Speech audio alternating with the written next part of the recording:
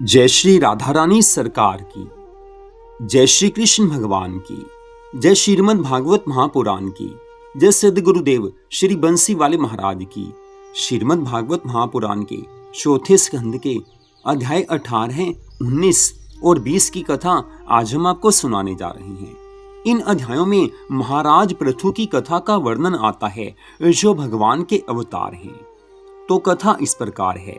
मैत्रेय ऋषि आगे की कथा का वर्णन करते हुए विदुर जी से कहने लगे हैं, हे विदुर जी, गौ रूपी पृथ्वी ने महाराज पृथु से कहा कि हे राजन, मैंने अन्न और औषधियों को इस कारण अपने गर्भ में छिपा लिया था कि अधर्मी राजा बैन के राज्य में संसारी मनुष्य हवन और दान आदि को त्याग कर सारा अन्न अपने कार्य में खर्च करने लगे थे। देवताओं के नाम पर उन्होंने कुछ भी करना बंद कर दिया था। देवताओं और अग्नि को भाग देना बंद कर दिया था। इसलिए मैंने सब अधर्मियों का पालन करना उचित नहीं समझा। लेकिन आप धर्मात्मा और अवतारी राजा पैदा हुए हैं।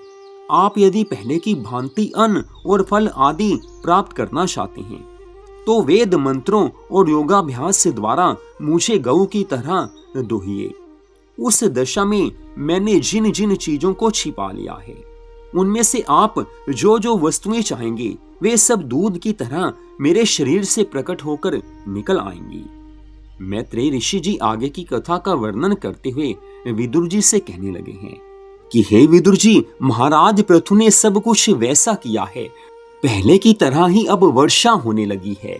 पृथ्वी इस समय आनंदित है और पृथ्वी में जो भी बीज बोते हैं तुरंत फसल तैयार हो जाती है। वृक्षों पर फल फूल आने लगे हैं। सारी प्रजा आनंदित हो गई है। महाराज पृथु भगवान के अवतार हैं, उनके लिए कोई भी कार्य असंभव नहीं था। सारी प्रजा आनंदित हो गई। तब राजा पृथु ने ऋषि मुनियों और विप्रों को बुलाकर 100 अश्वमेघ यज्ञों के करने का संकल्प किया है। पुनः वे मनु जी महाराज के ब्रह्मवर्त स्थान में पहुंचकर निष्काम यज्ञ करने लगे। उनके धर्म के बल से दही, दूध और घी की नदियां संसार में बह निकली। रतन, मोती, सोना, चांदी, तांबा और अन्य धातुओं की खानें उत्पन्न हो गई। उनके राज्य में कोई भी दुखी नहीं था, दरिद्री नहीं था। तब महाराज पृथु ने शास्त्र की आज्ञा अनुसार श्यामकरण घोड़े को अपनी सेना के साथ विश्व विजय के लिए भेजा है। वह घोड़ा 7 द्वीपों में होता हुआ वापिस आ गया, परंतु किसी भी राजा की ये सामर्थ्य नहीं हुई कि घोड़े को रोककर बांध लेता। विश्व के सभी राजाओं ने महाराज पृथु की अधीनता स्वीकार की है और उन्हें कर देने लगे हैं। इस तरह महाराज पृथु के 99 यज्ञ सानंद संपूर्ण हुए हैं। तत्पश्चात जब राजा ने 100वां यज्ञ करके अपना श्यामकरण घोड़ा छोड़ा तो देवताओं के राजा इंद्र के मन में ये भय आ गया कि राजा पृथु इस 100वें यज्ञ को संपन्न करके मेरा इंद्रासन छीन लेंगे। मेरे इंद्रासन पर उनका अधिकार हो जाएगा। इसी भय के कारण उन्होंने अपने पुत्र को आज्ञा दी है कि तू महाराज पृथु के घोड़े को वहां से पकड़कर यहाँ लाकर बांध दे। हालांकि महाराज पृथु स्वर्ग पर अधिकार नहीं करना चाहते, उन्हें स्वर्ग के सिंहासन की इच्छा भी नहीं है, वो तो भगवान के अवतार हैं। लेकिन देवराज इंद्र मन में भय करने लगे हैं। इस कारण उन्होंने अपने पुत्र को आज्ञा दी है कि राजा पृथु के घोड़े को लाकर यहाँ बांध दो। आज्ञा पाते ही देवराज इंद्र का पुत्र उस घोड़े को पकड़ने के लिए चला, परंतु उसके साथ साथ बड़े बड़े वीर योद्धा रक्षकों को देखकर डर के मारे घोड़े को बिना पकड़े ही वह इंद्र के पास वापिस आया। कहने लगा, हे पिताजी, उस घोड़े को पकड़ने की मेरी शक्ति नहीं है। उसके साथ बड़े बड़े बलवान वीर योद्धा हैं। यह सुनकर इंद्र ने सोचा है कि राजा पृथु बड़े धनवान और शक्तिवान हैं। उनके होते हुए घोड़ा छुड़ा लाना कोई मामूली बात नहीं है, इसलिए कोई छल करके ही घोड़ा लाया जा सकता है। आज ऐसा सोचकर देवराज इंद्र ने सन्यासी का वेश धारण किया है। सन्यासी के वेश में वो घोड़े के समीप आए हैं। महाराज पृथु के सैनिकों ने उन्हें सन्यासी जानकर घोड़े के पास जाने से नहीं रोका है। तदुपरांत वे घोड़े की राश पकड़कर उसे आकाश मार्ग में लेकर अपने लोक में ले जाने लगे। महाराज पृथु के सब सैनिकों ने जब ये सब देखा तो महाराज पृथु के पास जाकर कहने लगे हैं, हे महाराज, एक व्यक्ति सन्यासी का रूप रखकर यज्ञ के घोड़े को आकाश में लेकर उड़ गया है। सैनिकों के मुख से ये हाल सुनते ही महाराज पृथु ब्राह्मणों से बोले, हे विद्वान जनों, आप लोग अपनी ज्ञान दृष्टि द्वारा ये हाल जानकर कृपा कर मुझे बताइए कि कौन सा सन्यासी हमारे घोड़े को हरण करके ले गया है और वास्तव में वह है कौन। तब सब ब्राह्मणों ने राजा को बताया कि हे पृथ्वीनाथ, हे महाराज, आपके अश्व को सन्यासी रूपधारी देवराज इंद्र यह सोचकर हरण करके ले गए हैं कि कहीं आपका 100वां यज्ञ संपूर्ण हो जाने पर आप उनका इंद्रासन ना छीन लें।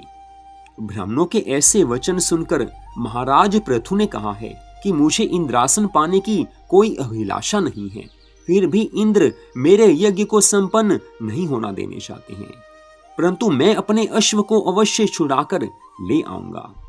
इस तरह ब्राह्मणों से कहकर राजा ने पुत्र विजिता को आज्ञा दी है कि तुम तुरंत ही इंद्र के पास जाकर हमारे अश्व को छुड़ा लाओ। इस कार्य के लिए उन्होंने विजिताश्व के साथ अत्रि मुनि को भेज दिया है। जब विजिताश्व और अत्रि मुनि इंद्रलोक के पास आए तो वहां देखा कि इंद्र के हाथ में उस घोड़े की राश लगी हुई है। ये देखते ही विजिताश्व ने अपने धनुष पर सर्वंत नामक बाण रखकर इंद्र पर छोड़ने की कामना प्रकट की। तब विजिताश्व के इस मनोरथ को जानकर इंद्र बहुत ही डरकर घोड़े को वहीं पर छोड़ अंतर ध्यान हो गए। उस समय राजकुमार घोड़े को लेकर राजा पृथु के पास वापस चला आया और उन्हें इंद्र के भय से भयभीत होकर भागने का सारा हाल कह सुनाया है। घोड़ा छीने जाते समय इंद्र ने अपनी माया द्वारा कई बार अंधेरा उत्पन्न किया था और कई बार घोड़े को चुराया था, परंतु राजकुमार के सामने इंद्र की एक नहीं चली। राजा पृथु को जब ये ज्ञात हुआ कि इंद्र ने ऐसा कार्य किया है, तब उन्होंने क्रोधित हो इंद्र को मारने के लिए अपना धनुष बाण आज उठा लिया है। उस समय यज्ञ करने वाले ऋषि मुनियों ने उन्हें समझाया है। सब कहने लगे हैं, हे पृथ्वीपति, हे महाराज, आपने 100 अश्वमेघ यज्ञ करने का संकल्प किया है, अतः जब तक संकल्प पूरा नहीं हो जाए तब तक आपको किसी पर क्रोध नहीं करना चाहिए। क्रोध करने से संकल्प में विघ्न पैदा हो जाएगा। अमृत पीने के कारण इंद्र की मृत्यु हो नहीं सकती, अतः आप उसके ऊपर कोई भी क्रोध नहीं करें। ऋषि मुनियों ने आज महाराज पृथु को समझाया है, लेकिन सबके समझाए जाने पर भी जब महाराज पृथु का क्रोध शांत नहीं हुआ, तब उस समय भगवान की प्रेरणा से देवऋषि नारद जी सहित ब्रह्मा जी ने यज्ञशाला में पहुंचकर महाराज पृथु को समझाया है कि हे पृथ्वीपते, यदि आपको इंद्रासन प्राप्त करने की इच्छा हो तो आप इंद्र को इंद्रलोक से निकालकर वहां के राज्य का स्वयं उपभोग करें। आप सहर्ष इंद्रासन प्राप्त कर सकते हैं, परंतु यदि आप मुक्ति प्राप्त करने की इच्छा रखते हो तो 100वां यज्ञ करना बंद कर दें। आपने अब तक जितने यज्ञ किए हैं उन्हीं के प्रताप से आपको श्री नारायण जी भगवान अवश्य दर्शन देंगे तथा आप मुक्ति पद को प्राप्त करेंगे। आपके यज्ञ करने का वृतांत सुनकर अन्य संसारी लोग भी अवश्य ही शुभ कर्म करने लगेंगे। इस प्रकार ब्रह्मा जी के समझाने पर महाराज पृथु ने अपना क्रोध शांत किया है। तत्पश्चात महाराज पृथु ने ऋषि मुनियों और ब्राह्मणों से कहा है कि हे महानुभावों, मेरे 99 यज्ञ सानंद संपूर्ण हुए हैं। अब मैं 100वां यज्ञ यहीं समाप्त करता हूँ, अतः आप यज्ञ कुंड में पूर्णाहुति डाल दीजिए। महाराज पृथु के ऐसे वचन सुनकर जिस समय ऋषियों ने मंत्र पढ़कर पूर्णाहुति डाली, उस समय ब्रह्मा जी ने श्री नारायण जी भगवान के पास पहुंचकर ऐसे कहा है कि हे प्रभु, इंद्र के समक्ष कोई अन्य व्यक्ति 100 यज्ञ संपूर्ण नहीं कर सकता, परंतु भक्त राज पृथु का संकल्प भी मिथ्या नहीं होना चाहिए। अतः इस समय आप जो उचित समझें वही करें। ब्रह्मा जी के ऐसे वचन सुनकर उसी समय श्री नारायण जी भगवान गरुड़ पर सवार होकर पूर्णाहुति डालते समय राजा पृथु की यज्ञशाला में आ पहुंचे हैं। उनके दर्शन प्राप्त करते ही महाराज पृथु तथा अन्य सब ऋषि मुनि ब्राह्मण आदि उठकर खड़े हो गए और श्री नारायण जी भगवान की प्रार्थना करने लगे हैं, भगवान की जय जयकार करने लगे हैं। आज भगवान के दर्शनों से सबको आनंद मिला है। जिन प्रभु को प्रसन्न करने के लिए मनुष्य मात्र भगवान की भक्ति करते हैं, फिर भी उनके दर्शन नहीं होते, लेकिन आज महाराज पृथु की यज्ञशाला में वही श्री नारायण भगवान प्रकट हो गए हैं।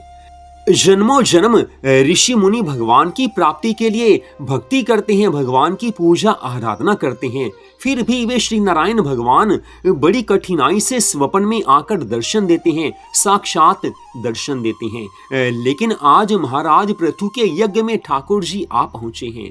श्री नारायण जी भगवान सबको दर्शन देते हैं, सब भगवान की प्रार्थना करते हैं। सब इतने आनंद मगन हैं कि उस समय के आनंद का वर्णन किया नहीं जा सकता। तो यहीं पर आज की इस परम सुंदर कथा का विश्राम होता है। अगले भाग में आप इससे आगे की कथा को सुन पाएंगे। जय श्री राधा रानी सरकार की, जय श्री कृष्ण भगवान की, जय श्रीमद् भागवत महापुराण की, जय सद्गुरुदेव श्री बंसी वाले महाराज की। जय जय श्री राधे, जय जय श्री राधे, जय जय श्री राधे श्याम।